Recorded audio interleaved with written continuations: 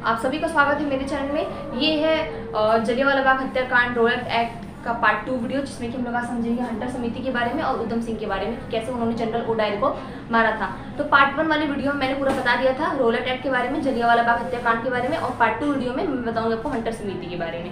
तो अगर आपको ये वीडियो अच्छे से समझना है तो एक बार आप पहले पार्ट 1 वीडियो देख लीजिए, तब आपको ये वीडियो कंटिन्यू में समझ में आएगा। ठीक है, तो हम लोग हंटर समिति के बारे में पहले समझते हैं कि हंटर समिति क्या है।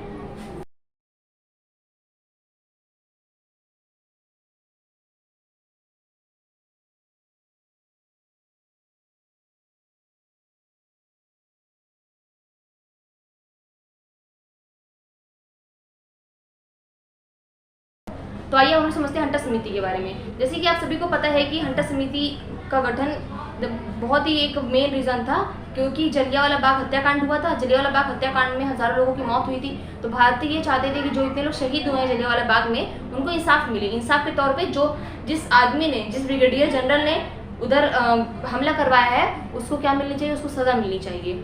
तो ये भारतीयों की मांग थी। पर जो ब्रिटिश सरकार थी, बहरी, अंधी, लूली लोंगड़ी सब कुछ हो चुकी थी, लूला लंगड़ा सब कुछ हो चुके थे। वो लोग ये बात मानने को तैयार ही नहीं थे कि वो लोग जो ब्रिगेडियर डायर है वो लोग उसको सजा देंगे। ब्रिगेडियर डायर कौन था? जो जलियांवाला बाग में सैनिकों को लेकर गया था सभी लोग को मारने के लिए, वो ब्रिगेडियर डायर।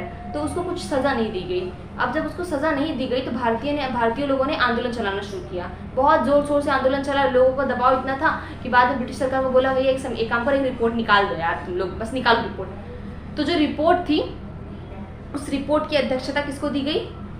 लॉर्ड हंटर को। तो लॉर्ड हंटर के नाम पे पूरी समिति का क्या नाम रखा गया? हंटर समिति। जैसे कि रोलर एक्ट सिडनी रोलेट के नाम पे रखा गया था, वैसे ही हंटर के नाम पे हंटर समिति रख दिया गया। इसके अध्यक्षता मतलब ये पूरा देखता था कारभार, क्या चालू है क्या नहीं चालू है, वैसे मालिकाना। ठीक है, तो हंटर समिति का गठन कब हुआ? 1 अक्टूबर 1919 को हंटर समिति का गठन हुआ। इसकी अध्यक्षता लॉर्ड हंटर। इसमें कुल सदस्य थे 8 सदस्य। उसमें से 5 सदस्य कौन थे? अंग्रेज। ठीक है, और 3 सदस्य भारतीय थे। तो कुल 8 सदस्य थे इस पूरी रिपोर्ट को तैयार करने के लिए। इस रिपोर्ट में क्या था? उसमें ये लोगों को अपना पता लगाना था, क्या कैसे हुआ, सजा देनी चाहिए, कौन सी सजा देनी चाहिए, ये सब इस समिति में बताना था। मार्च 1920 को रिपोर्ट प्रस्तुत की गई। किसकी? हंटर समिति की। इस रिपोर्ट में कुछ बताया गया कि कुछ 300 लोगों की मौत हुई है। ऐसे 300-350 के आसपास तक के लोगों की मौत हुई है, जो कि असल में मौत हुई थी हज़ारों के ऊपर। ये लोग की निर्लज्जता देखो आप। तो ये लोग ने ब्रिगेडियर जनरल को दोषी नहीं ठहराया। ये लोग ने माना कि हो गया जो होना था। ठीक है, ये लोग डायर को दोषी नहीं ठहराया। अभी आप लोग आगे देखना कि कैसे उधम सिंह ने जनरल ओडायर को मारा, उसके लिए उन्हें फांसी दे दी। डायर को एक सजा नहीं दिया ये लोग ने। ठीक है, तो इतना लोगों को इतना आक्रोश आया, इतना गुस्सा आया। तो गांधी जी ने जब ये रिपोर्ट को देखा तो गांधी जी ने बोला, पन्ने दर पन्ने सरकार की निर्लज्ज लिपापोती। गांधी जी ने ये बोला, ये स्टेटमेंट दिया, ये बहुत इंपॉर्टेंट स्टेटमेंट है। पन्ने दर पन्ने सरकार की निर्लज्ज लिपापोती, मतलब जो मूड में लिप दो उसमें। ठीक है, तो पूरी रिपोर्ट में बिना फालतू का कुछ भी अंट संट लिखा हुआ था। तो गांधी जी ने इस रिपोर्ट को एक्सेप्ट नहीं किया।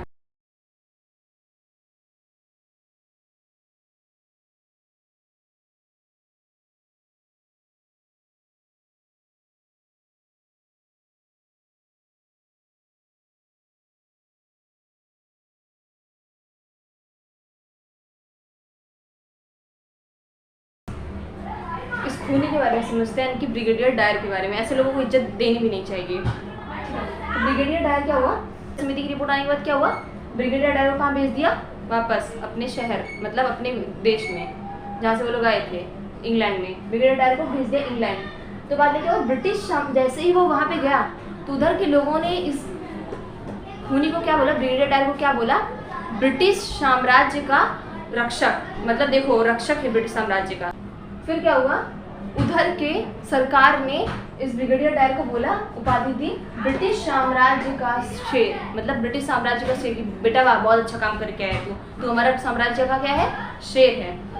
हम लोग यहाँ पे अगर हमारे फैमिली में, अगर आप मानिए अपने फैमिली में आप कोई गलत काम करके आ जाइए, बहुत से पेरेंट्स होते हैं कि बच्चों को गलत काम करके आया अपना बच्चा तो उसको सपोर्ट करेंगे, और देखो अरे बल्कि झगड़ा कर लेंगे सामने वाले बच्चे से। हमारे मम्मी पापा अगर हम लोग कुछ करें तो अगर हम लोग में कुछ होता है झगड़ा, अगर समझिए 2 लोग में हो गया झगड़ा, तो हम लोग ही सुनते हैं उल्टा। तो इसी केस में वो अलग माँ बाप की तरह है ये लोग, मतलब अपने वाले को सपोर्ट कर रहे हैं। भाई इतना बड़ा कांड करके आज सपोर्ट तो करेंगे। तो इसको क्या उपाधि दी गई? ब्रिटिश साम्राज्य का शेर। और उधर के लोगों ने तलवार दी खुशी में कि आपने बहुत अच्छा काम किया है। बाद में बहुत ज़्यादा प्रेशर आया, भारतीयों की तरफ से बहुत ज़्यादा प्रेशर आया, तो उस समय सरकार ने बोला काम करके आ गया ना तो भारत से काम कर, अपनी पदवी से हट जा। तो इससे क्या हुआ, इसे इसकी सेवा से हटा दिया गया, सजा के तौर पे इसकी सेवा से हटा दिया। फिर क्या हुआ, जब ये सब होने के बाद भारत के लोगों को पसंद नहीं आया कुछ भी, ना ही हंटर समिति की रिपोर्ट, ना ये लोग का न्याय ने जो न्याय किया। भारत में बहुत तेजी से न्याय के लिए आते हैं, अच्छा कुछ हुआ गलती से फांसी दे दो तीनों को, उस समय पे ऐसा था, ठीक है, मतलब ब्रिटिशर्स ऐसे करते थे और खुद के समय पे अंधे एकदम। तो उस समय पे इंडियन नेशनल कांग्रेस पार्टी ने क्या बोला कि हम लोग भारत की तरफ से एक रिपोर्ट निकालते हैं, जलियांवाला बाग हत्याकांड पे हम लोग एक रिपोर्ट निकालते हैं। जब वो लोग ने रिपोर्ट निकाली तो मतलब रिपोर्ट निकालने के लिए मदन मोहन मालवीय जो थे, ये सब मेन थे, मोतीलाल नेहरू और बहुत से लोग थे जो कि बहुत बोलते ना कि एक मेन भूमिका निभा रहे थे इस रिपोर्ट को बनाने के लिए, जलियांवाला बाग हत्याकांड की रिपोर्ट बनाने के लिए। तो उन्होंने उसमें डायर को भर भर के बोलते ना कि एकदम उसकी खूब गलती निकाली, खूब आखिर में उसने गलती की थी और ये लोग ने गलती भी निकाली, पर ब्रिटिशर्स को कुछ फर्क नहीं पड़ा। उसके लिए गांधी जी ने बहुत आंदोलन के लिए, भारत में बहुत सारी क्रांति चली कि उसको सजा दी जाए, पर वो लोग ने कुछ नहीं सुना, अपने कान में रुई लगा के बैठे हुए थे। तो फिर सुनिए, उसी समय जब रिपोर्ट निकाली थी तो उसी समय पंजाब में कौन थे, चमनदीप जी ने क्या किया, डंडा आंदोलन उन्होंने चालू किया। मतलब जिस व्यक्ति से जो हो पा रहा था वो कर रहा था, खुद के लोगों के लिए न्याय दिलाने के लिए और इसको सजा दिलाने के लिए। अब देखिए, कुछ लोग का ऐसा मानना है कि जब जलियांवाला बाग हत्याकांड हो रहा था उधर उधम सिंह मौजूद थे, कुछ लोगों का ऐसा मानना है, और कुछ किताबें ऐसा मानती हैं कि नहीं मौजूद थे, कुछ मानती हैं कि मौजूद थे, ठीक है। तो हम लोग का मेन फोकस क्या है कि उधम सिंह का मेन प्रतिशोध क्या था कि मुझे जनरल ओ डायर को मारना है। भले ब्रिगेडियर डायर ने हमला करवाया था, पर उनका ऐसा मानना है कि आदेश तो उस लेफ्टिनेंट ने दिया था ना, तो उनका ये था कि मुझे जनरल ओ डायर को मारना है, ठीक है। तो क्या हुआ, उधम सिंह ने गदर पार्टी ज्वाइन की, अमेरिका में उन्होंने गदर पार्टी ज्वाइन की जो कि भारत की पार्टी थी, ठीक है। तो उन्होंने गदर पार्टी ज्वाइन कर ली और गदर पार्टी उन्होंने ज्वाइन की। फिर 1927 में क्या हुआ, भगत सिंह ने उन्हें भारत वापस बुला लिया। तब तक भगत सिंह भी अच्छे खासे बहुत मतलब समझदार बड़े हो चुके थे, तो उन्होंने उधम सिंह को, क्योंकि वही पंजाब से थे, आपस में थोड़ी बनती थी, क्या दोनों एक तो क्रांतिकारी थे, मेन बात थी। तो 1927 में भगत सिंह ने उधम सिंह को भारत वापस बुला लिया। अब जब उन्होंने भारत वापस बुलाया तो उधम सिंह को जेल हो गई। जेल होने का मेन रीज़न ये था कि कुछ गैर लाइसेंस हथियार पकड़े गए उधम सिंह के यहाँ से, तो ब्रिटिशर्स ने इन्हें जेल की सजा सुना दी। कम से कम 1931 को मतलब समझ सकते हैं कि 4 साल की जेल की सजा सुना दी गई। तो 4 साल की जेल की सजा सुना दी गई तो उन्हें क्या हुआ, 1931 को ये बाहर आते हैं, तो इन्हें पता चलता है कि भगत सिंह जी शहीद हो चुके हैं, उनके जो मतलब वो तीनों लोग थे वो शहीद हो चुके हैं। तब उधम सिंह को भैया एकदम खून पारा एकदम ऊपर सर पे चढ़ गया कि भैया अब तो पीटना है अंग्रेज को, और उनके लिए जो एक गुस्सा था उस डायर के लिए अब और पीटना था। जैसे होता है ना कि हमें कहीं पे गुस्सा और निकालना है, सोचते हैं कि जैसे समझिए अगर जैसे हम लोग को रोना है तो हम लोग समझिए कि बस आँख में आंसू आ जाए तो हम लोग और पुरानी बातें सोच के खूब रोएंगे कि बस रोना आ जाए। उसी तरीके से उधम सिंह को एक और वजह मिल चुकी थी कि अब तो उस ओ डायर को पीटना ही पीटना है, क्योंकि भगत सिंह और वो तीनों लोग थे वो शहीद हो चुके थे। जब ये जेल से बाहर निकलते तो वो तीनों लोग शहीद हो चुके थे। जब मैंने ये पता चला उन्हें लगा कि हाँ अब तो मुझे उस ओ डायर को पीटना है। तो ओ डायर को पीटना है तो वो क्या हुआ, जब ये जेल से बाहर निकले तो जो ब्रिटिश सरकार थी, जो वो लोग थे उधर पुलिस, वो लोग उधम सिंह के ऊपर बहुत ज़्यादा ध्यान देते थे। ध्यान देने का मतलब ही ना अरे भैया लोग खाना ये सब वाला ध्यान नहीं, मतलब वो क्या कर रहे हैं, कौन सा हरकतें वो कर रहे हैं, वो लोग पूरा ध्यान रखते थे। क्यों? क्योंकि उनके ऊपर ये गैर लाइसेंस हथियार पकड़ा गए थे। तो धीरे धीरे वो लोग के नाक के नीचे से निकल कर कश्मीर पहुँच गए। कश्मीर से वो कहाँ गए, जर्मनी से लंदन, क्योंकि उन्हें पता था कि वो जो चोर इंसान है कौन, लेफ्टिनेंट जनरल ओ डायर, वो कहाँ बैठा हुआ है, लंदन में रिटायर होकर बैठा हुआ है। तो उधम सिंह पहुँच गए लंदन कब, 1934 में, और उन्होंने अपना वहाँ पे बदला लिया। अब देखिए जैसे कि मैंने आपको बताया कि उधम सिंह जम्मू कश्मीर से जर्मनी से लंदन पहुँचे।